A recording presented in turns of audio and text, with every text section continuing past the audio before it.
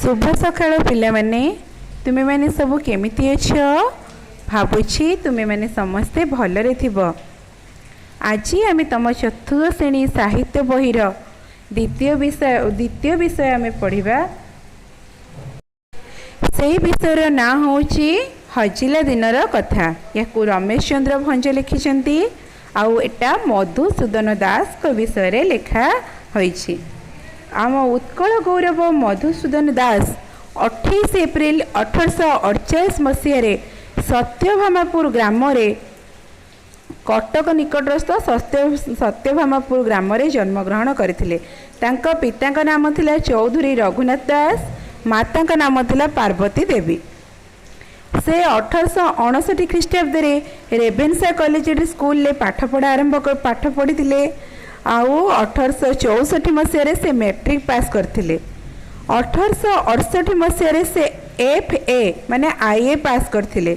आउ 1870 मसीह ओडिशार प्रथम ग्रेजुएट भाव कलिकतारू से BA पास करथिले।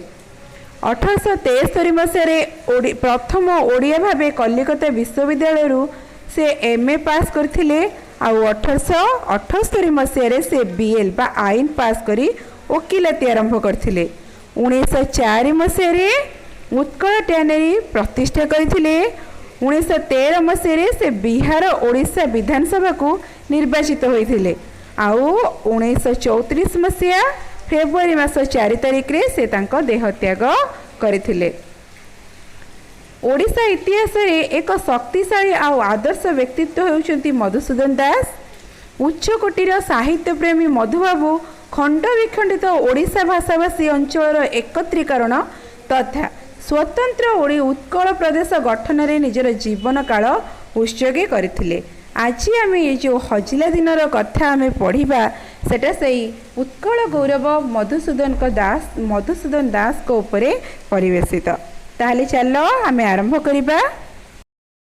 सकाळ बुला देह को बड़ हित बेस फुर्ती लगे, सतेज भी लगे। से दिन मधुबाबू सबुदिनिया सकाळ बुला सारी कोठी को फेरी आसुथांती। प्रत्येक दिन मधुबाबू सकाळ उठी सकाळ बुलाबुली करती। नीति किला पड़िया घेराए बुली न आसिले बाबू को शांति लगे नहीं। बेले बेले बारबाटी कड़ दे महानदी कूले कूले थोड़ाए बाट चली जाती। हाथ में थाए सिंह बाड़ी। घर लेउटाणी मनटा टिके हालुका लगे। आउ सिंह बाड़ीटा हाथ में घूरु थाए। काली अंधार उठिकी से बाहरी जाती। आउ फेरु फेरु कौल खरा पड़ जाए। सेदिन कहीं के जाने टिके सल लेउटी आसती माने टिके शीघ्र लेउटी आसी थांती। हत्ता भितर पशु पशु आखिरे पड़ा गिना गड़ू ठेकी ढाल सब थुआ होइछि। कोतरा कस्ता पिंधा स्त्री लोक केतोटी अपेक्षा करी ठिया होइछंती। सेमानक काखरे होइछंती कुनी कुनी छुआ। बाबू को देखी सभी टिके संकी गले माने टिके लाजे गले। स्त्री लोकंक चेहरा जेमिति छुआंक चेहरा ताठारु आहुरी बड़ी। समस्तंकर मुंड नुखुरा, हाड़ुआ देह को ठाकरा मुह, ओठ सुखिला, आखि निस्तेज। छुआ गुड़िक देह सबू फुंगुला, पतला दुर्बल चेहरा। कारण से मैंने बहुत गरीब लोक थिले ना, से मैंने ठीक से खाइबा को पाउनथिले, सेथिपई सेमानकर एपरि अवस्था होइथाय।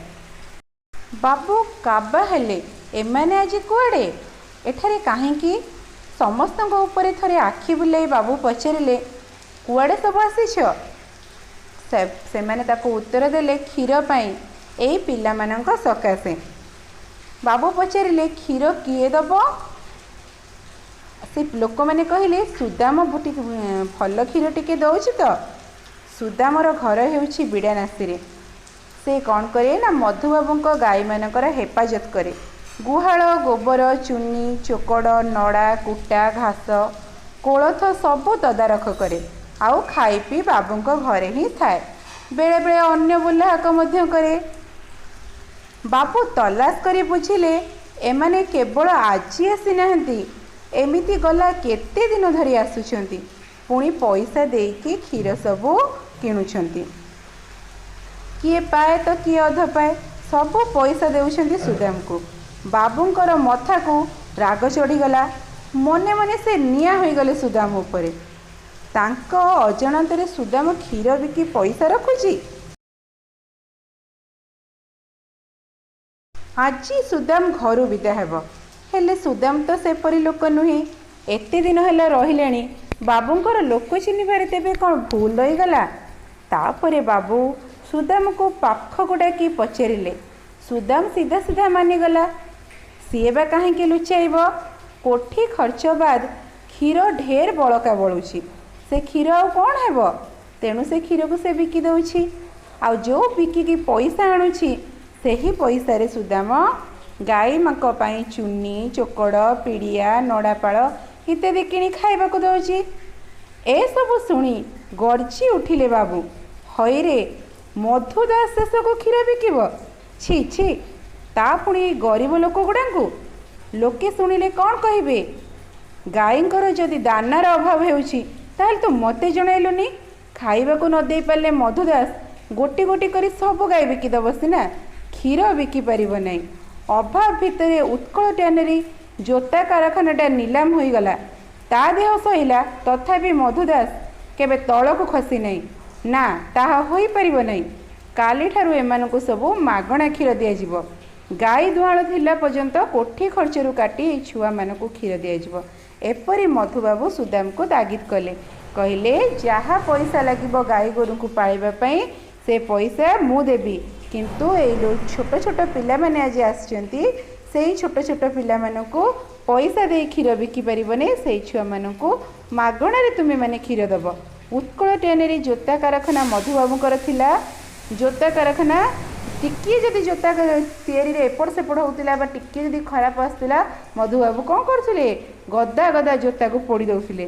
ସେଥିପାଇଁ ତାଙ୍କ ଉତ୍କଳ ଟ୍ୟାନେରୀ ଜୋତା କାରଖାନାଟି ନିଲାମ ହୋଇଯାଇଥିଲା। ମଧୁବାବୁ ବହୁତ ଟାଣ ଲୋକ ଥିଲେ। ସେ କେବେ ବି ମୁଣ୍ଡ ତଳକୁ ନଉନଥିଲେ। ଏତିକି ବାଟରେ ଆମର ଥାଉ ପିଲାମାନେ। ଆଉ ଯାହା ରହିଲା ଆମେ ନେକ୍ସଟ କ୍ଲାସ୍ରେ ପଢ଼ିବା ମଧୁବାବୁଙ୍କ ବିଷୟରେ।